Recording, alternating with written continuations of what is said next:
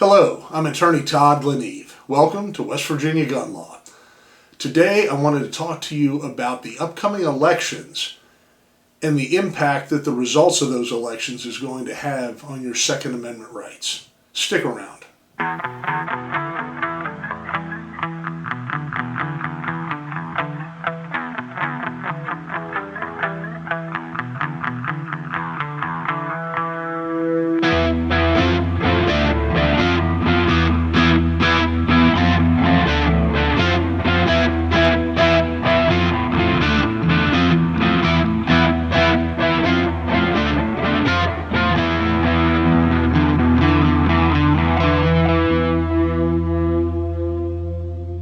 Few things can be as polarizing as politics and discussion of elections.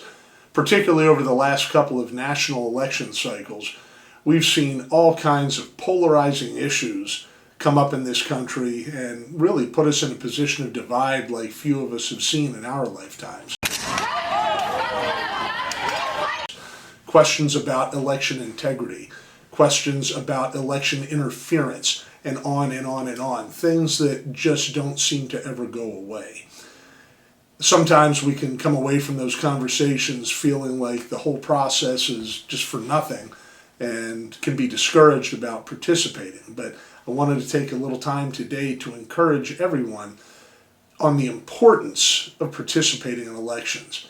Obviously, back at the time of the founding of our country, the concept of legislators was that they were to be part-time legislators, regular citizens, businessmen, farmers, people who were out making a living but who took a little bit of time out of every year to go to Washington, participate in the legislative process, and then return home to their jobs. However, as the country has grown, as the size of our economy has grown, the idea of a part-time legislative body has probably become pretty much unrealistic because of all the work that has to be done. Whether you agree with it or not, whether you like the direction of it or not, it does require a more focused amount of attention and effort than what it did at the time of the original founding. However, what we have seen, and I think it's one of the greatest abuses to the system, is that these politicians have turned it into a career. It's not just a part-time gig for maybe one cycle or two cycles. They've turned it into a career, and we have lifelong politicians who are anything but representatives of the people who voted to put them into office. As a result, we do see abuses of power, of control, and we see decisions made by Congress that seem to fly completely in the face of logic and anything resembling what the people want. However, that's the reality of where we are right now, and even though we may not like what they're doing, to just put our heads in the sand and say, well, I'm not going to vote, is not a good response in my personal opinion. I think that we have to vote. I think we still have to find those candidates that most closely align with our personal values and belief system, and we need to support them. Now, in spite of the problems with the national level offices and elections, I believe that we have an opportunity at the state and local level to still be very impactful, influential in how we vote and how we support candidates and how we, frankly, get out and share the message of those candidates. Particularly in a small state like West Virginia, where we have a smaller population, we've got smaller communities, there's a good chance that we may have a relationship with these candidates, whether it's personal or professional, whether we know them through a friend or know them directly. There's a good chance that we can be more involved because we have that connection to the people who are running for office. Now, if we don't have it personally, there's a good chance that we know somebody who does, or we have the opportunity to meet them at the various meet and greets that they do leading up to the election and have time to be able to sit down with them and ask them questions about the things that matter to us to find out where they stand. I believe that's one of the real advantages to your local elections. And again, those results influence how your local community shapes up, what the culture of that community is. And so if you value the things that will keep your community running in a manner that makes it a place you want to live, you've got to be involved in this process.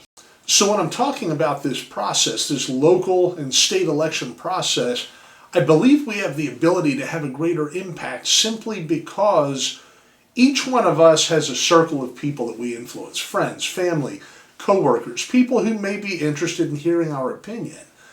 And by doing our research and making sure that we are advancing the position of a candidate that represents our interests most closely, we can bring a number of people along with us, maybe 20, 30 people, maybe more, maybe a little less, but every one of us has the ability to impact that election. And then of the people that we can impact, most of them probably have additional circles of influence of their own, where if they have decided they like the view that we're taking on a candidate, they're likely to share that view elsewhere and further expand the base of support. So in a small community where election total numbers may be in the low thousands, a difference of 50 or 100 votes could be what it takes to get a candidate into office. So for us as members of the 2A community, I think one of the most important things we can do is be involved, be active, know where these candidates stand on Second Amendment issues so that we know who is worth our support. I believe that some of the most important positions in a local election are the sheriff and judicial offices. Here in West Virginia, that's circuit court judges and county magistrates. Those are the people who are going to be enforcing the laws and interpreting and applying the laws when they land in court for any particular person on any particular issue. So if you can find out where those people stand on the Second Amendment, then you can decide who you want to put your support behind.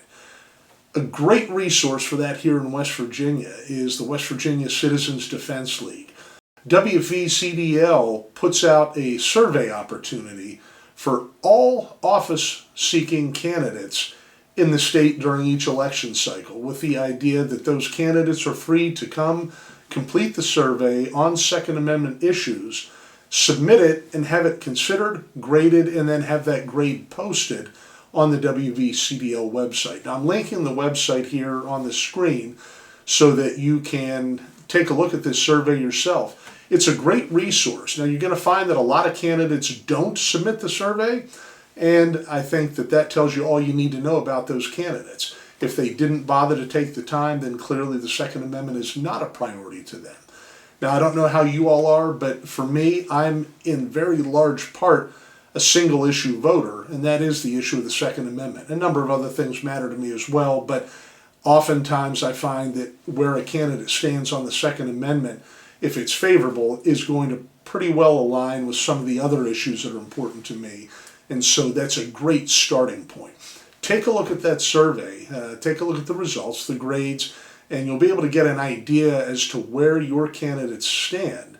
And it should give you a better idea on who you want to support, understanding who you're going to put your influence behind, and make a difference in your local election.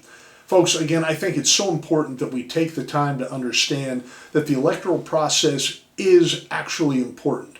Granted, at the federal level, at the national level, things are not what they once were, and so we're going to have greater challenges there as we see this uniparty, really, in Washington, making decisions that generally are made absent any concern or input from us as the constituents. But we can impact our own state, we can impact our own town, our county, by being actively involved in this voting process. So I encourage you, please take the time, learn about your candidates. We have an election coming up in about a week, so be ready, take the time to learn, use the resources that WVCDL provides, and make a good decision about who you want to back in this upcoming election. Because like it or not, your and my Second Amendment rights are on the ballot, and we need to take a stand. I appreciate you spending time with me here today. If you haven't subscribed to the channel yet, please do so. Would love to have you as a member of this community. Take time to like and share the video. And then if you have any comments, thoughts on the election process, please drop them in the comments section below. I try to read as many of these as I can, and I try to respond when I can. So again, I appreciate the feedback and the involvement, and I appreciate you being here today. Thanks again. We'll see you in the next video. And until then, take care and stay safe.